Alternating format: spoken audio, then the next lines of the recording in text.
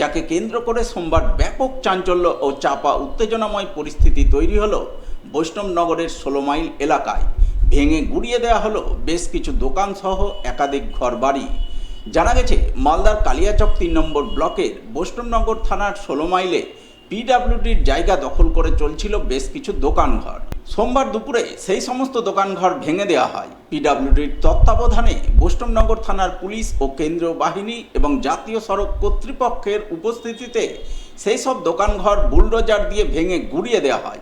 ১৮ mile toll plaza এলাকায় পিডব্লিউডির জায়গায় অবৈধভাবে এইসব দোকানঘর দীর্ঘদিন ধরে গজিয়ে উঠেছিল। তবে পুনর্বাসন ছাড়াই এইভাবে উচ্ছেদ করে দেওয়ায় সমস্যায় পড়েছে বহু পরিবার নিয়ে কোথায় যাবেন তারা? সরকারের এই সিদ্ধান্তকে হঠকারিতা বলে মনে করছেন তারা। রোজগারের পথ বন্ধ হয়ে যাওয়ায় মাথা গোঁজার ঠাঁই ভেঙে দেওয়ায় চরম সমস্যার সম্মুখীন হয়েছেন বেশ কিছু পরিবার। তাই তারা সরকারের কাছে পুনর্বাসনের দাবি জানিয়েছেন। এখানে আমার বাবা মারা থাকতো, আমার জন্ম এখানে। পিডব্লিউডি জায়গাতেই এখানেই থাকতাম আমরা, আমাদের বসবাস এটাই, আর তাছাড়া কোনো কোথাও কিছু নাই আমাদের। এখানে কে কে থাকতাম? আমার বাবা মা, আমার 2 বোন, আমি একা। আমার বাবা 7 বছর বয়সে মারা যায়, মা প্যারালাইসিস হয়ে মারা যায়। ছোটো থেকে খুব অনাহারে মানুষ হয়েছি আমরা। 2 বোনের বিয়ে দিয়েছি খুব কষ্ট করে।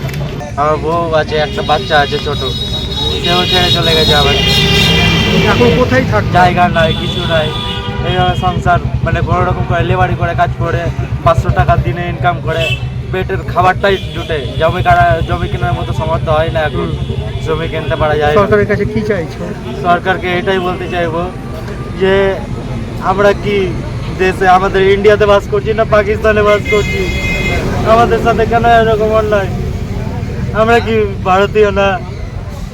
আমরা যে এত কষ্ট করছি, এতদিন থেকে আছি, আমাদের দিকে কেন তাকাই না? আমি সরকারের কোনো অনুদান পাই না, আজ পর্যন্ত কোনো অনুদান পাইনি।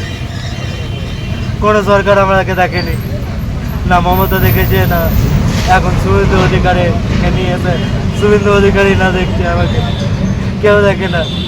আজকে আমার জমিটাও ছিল, বাবা মা কেউ নাই। আমি বাড়িঘর সমস্ত ভেঙে চুরে, বাড়িঘর সব শেষ হয়ে গেল, বাবা মা নাই, আমি কোথায় যাব? কিছু নাই আমার।